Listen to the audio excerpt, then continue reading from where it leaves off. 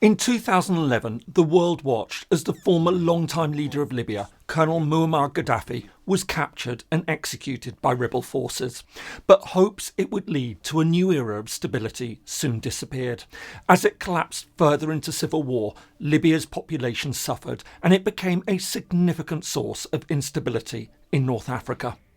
All this has led to claims that eliminating Gaddafi was, in fact, a disaster. So, how and why exactly was the Libyan leader deposed, and should he have been allowed to stay in power? Hello and welcome. If you're new to the channel, my name is James Kerr-Lindsay, and here I take an informed look at international relations, conflict, security and statehood. One of the most controversial issues in international relations is whether foreign leaders should ever be overthrown. On the one hand, there's a clear international legal injunction against doing it.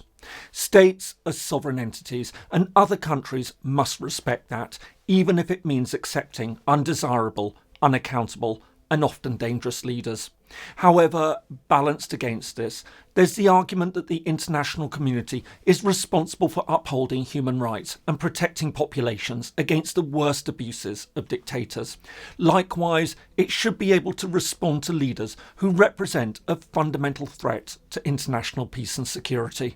But as we've seen over the past several decades, efforts to remove such leaders can have unforeseen and dramatic consequences. While these leaders may be appalling, the political vacuum that can sometimes follow their overthrow can be disastrous for countries and lead to broader regional and international insecurity. One of the most interesting cases in recent years was the overthrow of Muammar Gaddafi in Libya. His ousting in 2011 saw the country plunged into a deep civil war. As a result, there have now been questions about whether it may have been better to have kept him in place.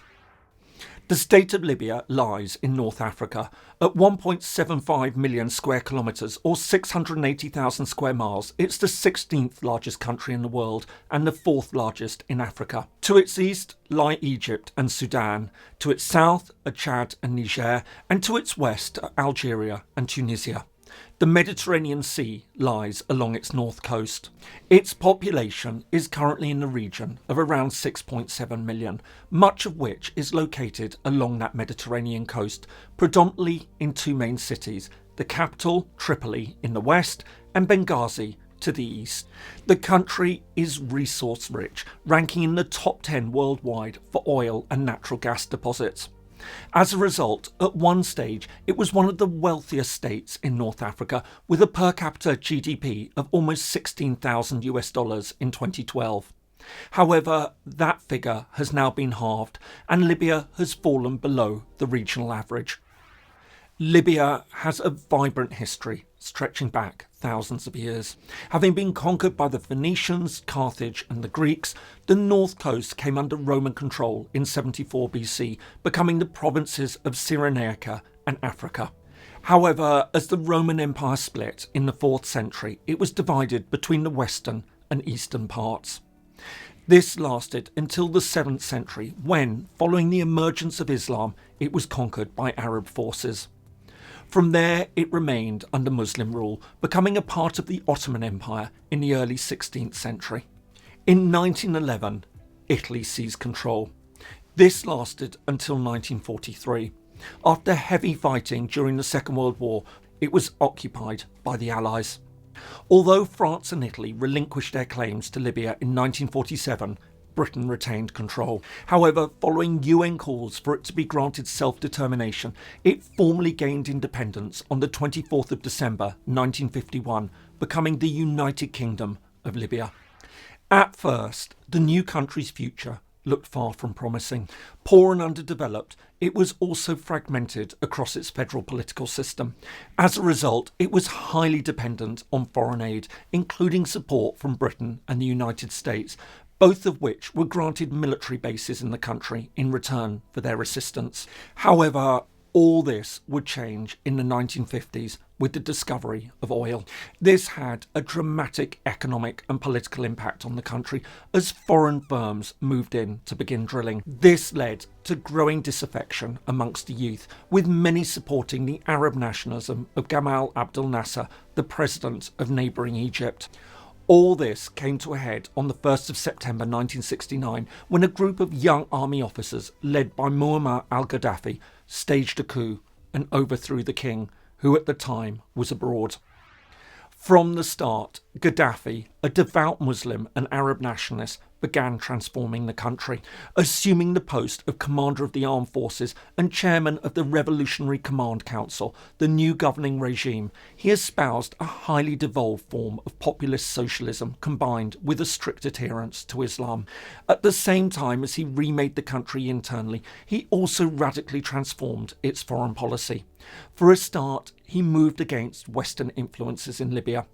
As well as closing the US and British bases in the country, he also expelled the country's Jewish and Italian communities, and in 1973 he nationalised the oil industry. On top of this, he took an uncompromising position towards Israel. For example, he loudly denounced the US-brokered 1978 peace agreement with Egypt and publicly welcomed the assassination of the Egyptian leader Anwar Sadat 3 years later. All this would steadily escalate over the course of the 1980s. As well as openly supporting various Arab militant groups, he began supporting other terrorist organisations worldwide, including the Red Army, the IRA, and various Islamist groups. All this came to a head in 1986 when, following several attacks by Libyan agents on Western targets, the United States launched a bombing attack on Gaddafi's compound in Tripoli. In revenge, Gaddafi continued his efforts, bombing a Pan Am flight over the Scottish village of Lockerbie that killed 270 people. However, the end of the Cold War and the collapse of the Soviet Union changed the fortunes of the Libyan leader, who'd previously relied on Soviet patronage. At the same time, his regime came under UN sanctions after US and British prosecutors indicted 2 Libyan agents for the Lockerbie bombing. Although Gaddafi continued to be a troublemaker during the 1990s, he wasn't as effective or influential as he'd once been. And by the end of the decade, with sanctions now biting, the country began a significant foreign policy about turn.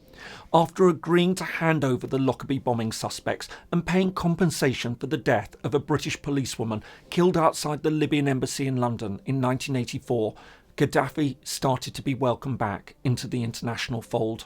However, it was the fall of Saddam Hussein following the US invasion of Iraq that changed everything. Believing he could be next, Gaddafi now pledged to give up his efforts to develop weapons of mass destruction. This all brought significant results as both the US and the European Union began to rebuild relations with Libya. At the same time, it began to be welcomed back into the wider international community, winning a seat on the UN Security Council and chairing the African Union. But despite this progress, everything changed in December 2010 with the outbreak of the Arab Spring, as widespread protests spread across the region, bringing down the leadership in neighbouring Egypt and sparking an uprising in Syria. Demonstrations erupted in Libya. But while a brutal crackdown by security forces only served to fuel public anger and sparked several high-profile defections, Gaddafi vowed to stay on. But the opposition to his regime was now snowballing. Internally, various groups had come together to form the Transitional National Council, and as violence escalated, the United Nations imposed sanctions on the regime. But while the opposition managed to secure the country's east and seemed poised to take the capital, Gaddafi's forces managed to regain momentum.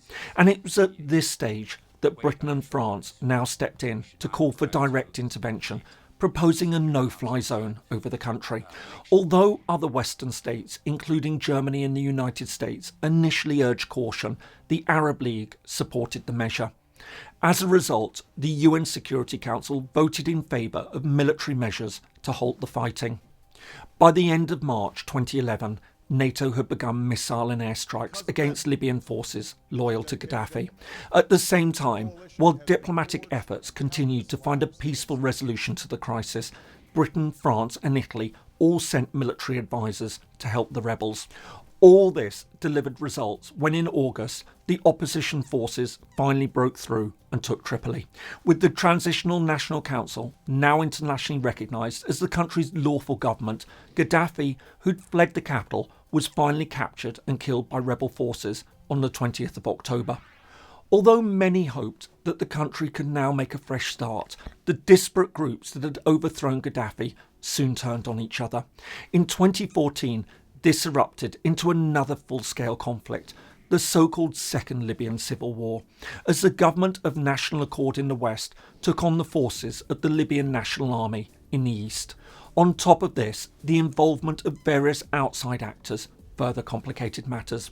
While the United Nations and most Western states recognised the GNA as the country's lawful government, propped up with strong Turkish support, many countries lined up behind the LNA, including Russia, Egypt, Saudi Arabia and the United Arab Emirates. Then, to make it even more complicated, as well as all the different indigenous groups fighting for control, the country became a magnet for Islamist organisations, including ISIS. This was graphically highlighted in September 2012 when militants murdered the US ambassador to the country. In October 2020, 9 years of war formally came to an end with a permanent ceasefire. But while this was meant to have paved the way for presidential elections, these have yet to happen. While the fighting has stopped, the situation remains precarious. Of course, all this has taken a massive toll on Libya. Once regarded as one of the wealthiest countries in Africa with considerable social welfare programmes, the country has been decimated politically, socially and economically. As well as the tens of thousands killed, millions have been displaced. But what stands out for many observers in this story is how the Western states shifted so quickly from accepting, if not supporting Gaddafi, to then fully endorsing regime change. While this has long been a source of wider international criticism, the debate has also played out in Western policy circles. For instance, in 2016, Barack Obama stated that the failure to plan for the overthrow of Gaddafi was the most significant foreign policy failure of his presidency. However, despite this, he nevertheless stood behind the decision to oust the Libyan leader. But others have been far more scathing, arguing that the overthrow of Gaddafi has been nothing short of a disaster for the country and for international security. This point has been particularly loudly made recently by the former head of the French intelligence service in the country. Like the overthrow of Saddam Hussein in Iraq, the ousting of Gaddafi raises crucial questions about the conduct of international relations. Undoubtedly, he was a despotic and quixotic leader, and Libya had been a persistent state sponsor of terrorism.